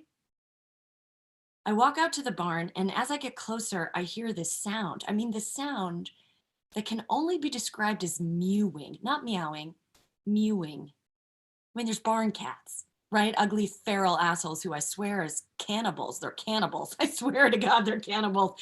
But they don't usually meow. And as I look in the barn, I see there, under a red heat lamp suspended between 2 bales of straw, 3 brand new little tufts of fur. Kittens. There's kittens.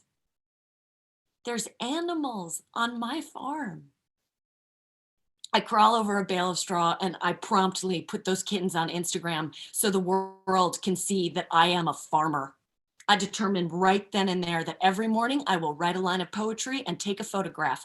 I will become one of those trendy lifestyle Insta influencers, farm girl. This was always where I was supposed to be.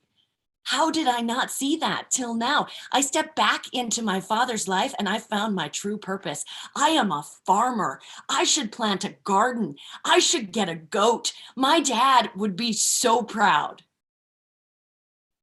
3 days later, the kittens are missing. Gone.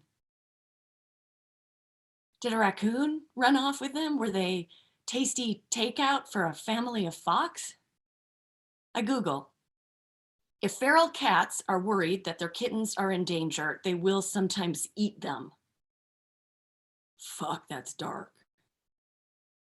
Maybe I freaked the mama out with my Instagramming and she ate them. Oh God, I murdered the kittens with Instagram. Thank God I didn't get a goat. I searched the barn. Tromping through the manure, I put on a pair of my dad's shoes. Climbing over hay bales and straw bales, I put on a pair of my dad's gloves.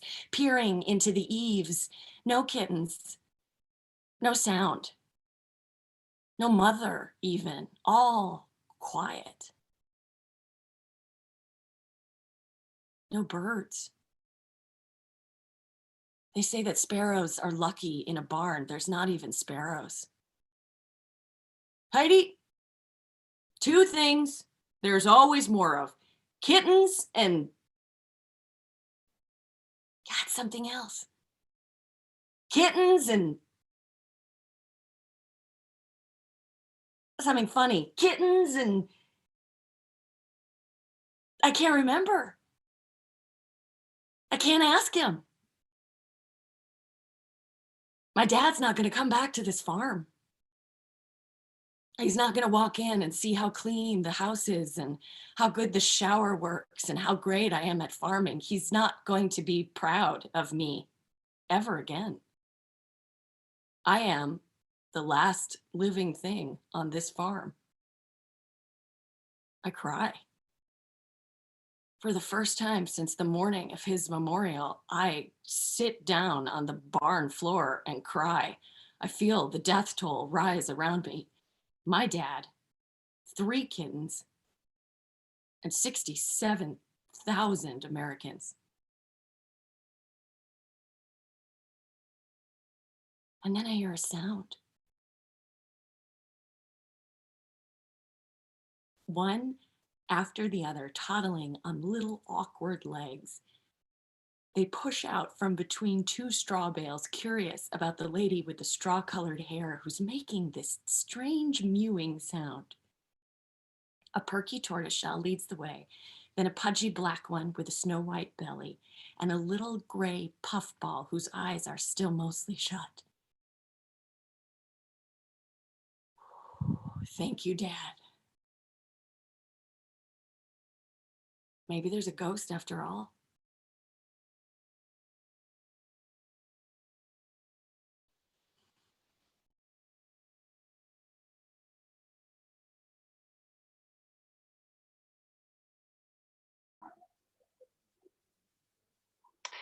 Today, Samuel Pepys remains famous for his dedicated and personal diary.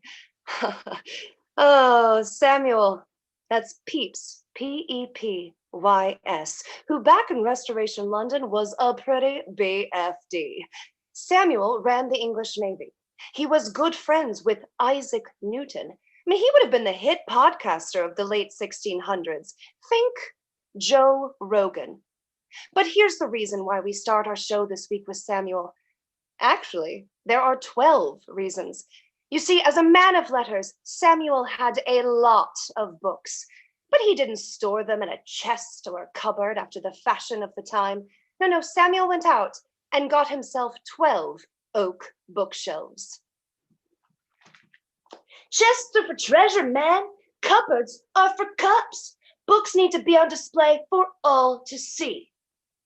But books are heavy. Have you ever lugged around your books in a large-ass chest? Well, I have shoved stacks of them into overpriced moving boxes and carried them up narrow stairways. Yeah, see, that's painful. You're asking me, did I know what I was doing when I got those 12 bookshelves? Did I know that I was changing the field of interior design for centuries to come? Hell no. I just had a shit ton of books. Oh, today on the show, the question we've all been asking ourselves as we peer into so many random living rooms via Zoom. What is the origin of this confounding trend? Intellect, ego, right angles. We take a hard look at bookshelves.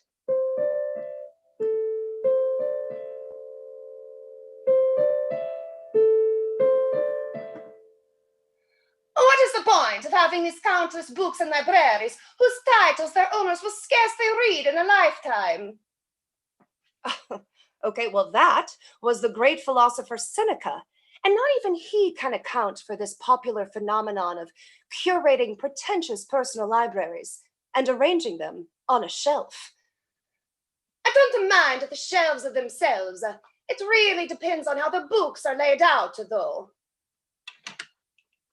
May I say that if my sleek designs can add a dab of European class to the grime New York apartment, I am happy. Gillis Lundgren, the designer of the Billy bookshelf. It is IKEA's most popular item. A Billy is built every 3 seconds. And when Gillis opens up about the moral dilemma of fueling this bookshelf craze, well, he sounds surprisingly conflicted, even emotional.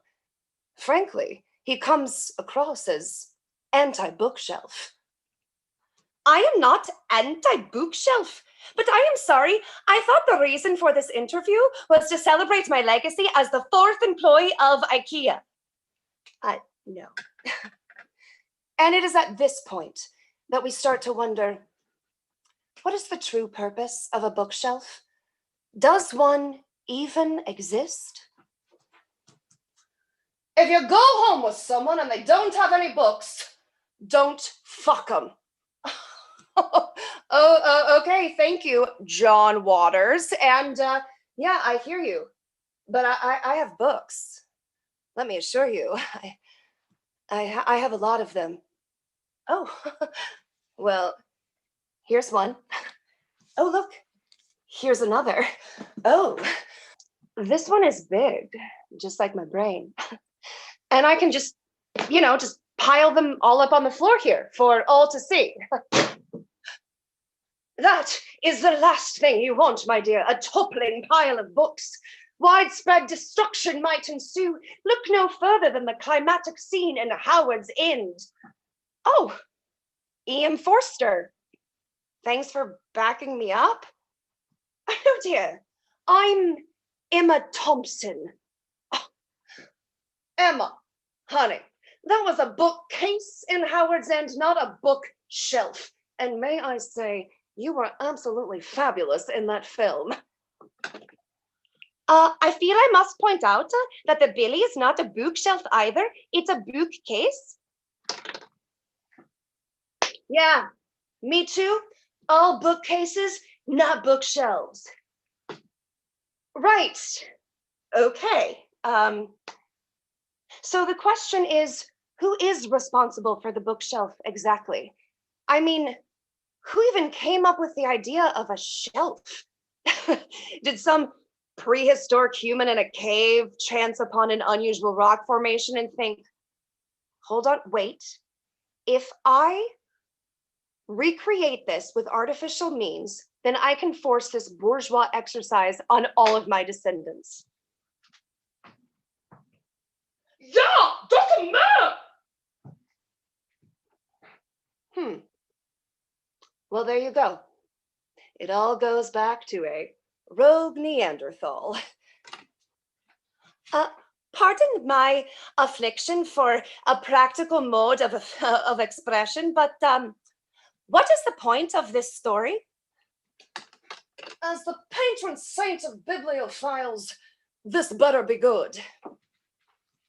Yeah, lady, like, get to the point. Samuel, don't be a bore. But get to the point, darling. Okay. Fine.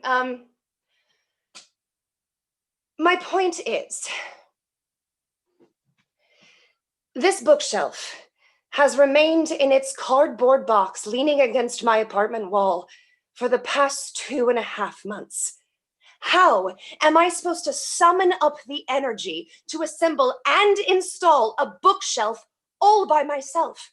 I can't hold this shelf straight and judge whether it's perfectly parallel to the ground at the same time, and mark a straight line with a pencil and hammer in the nails, which will permanently scar my wall and potentially put my security deposit in jeopardy. I need an extra set of hands and eyes here. It's not a one-person task.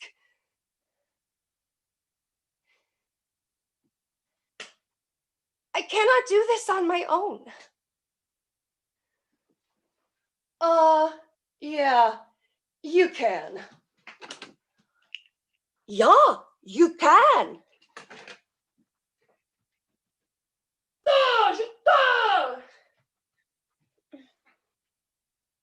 It may not turn out perfectly, darling. It probably won't.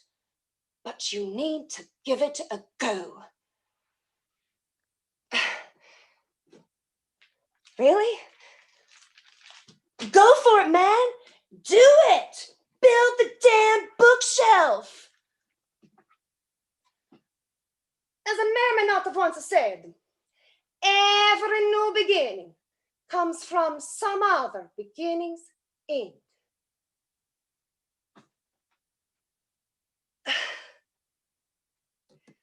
Okay. Well, that's our show. Thank you to all of you. Really, thank you. I will build that bookshelf. And a special thank you to that Neanderthal. Hit it!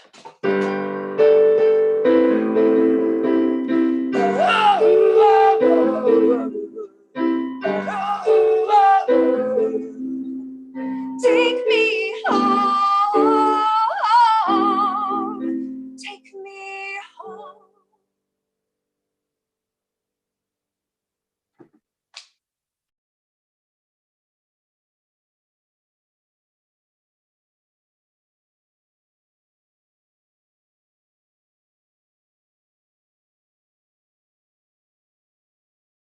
Thank you so much.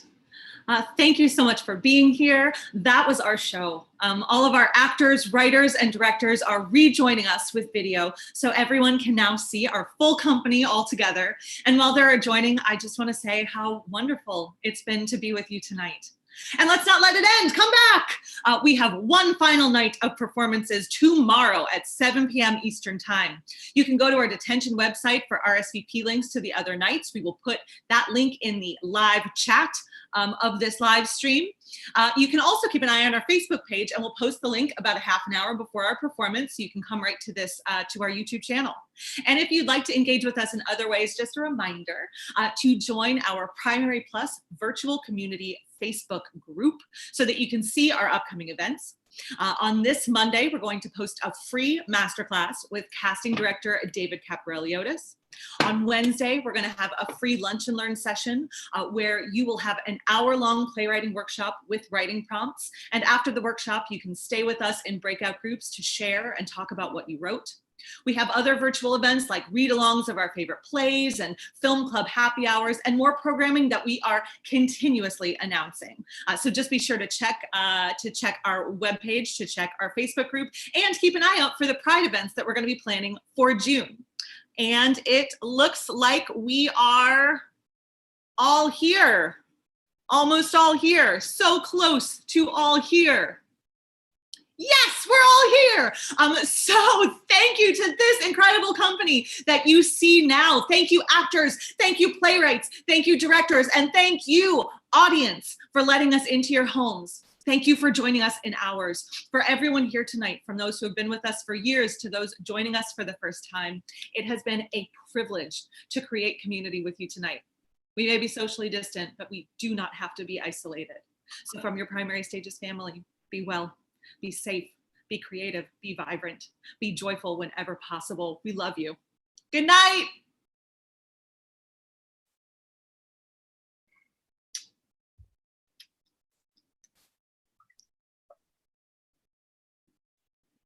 Love you, Sarah. Love you, Miranda.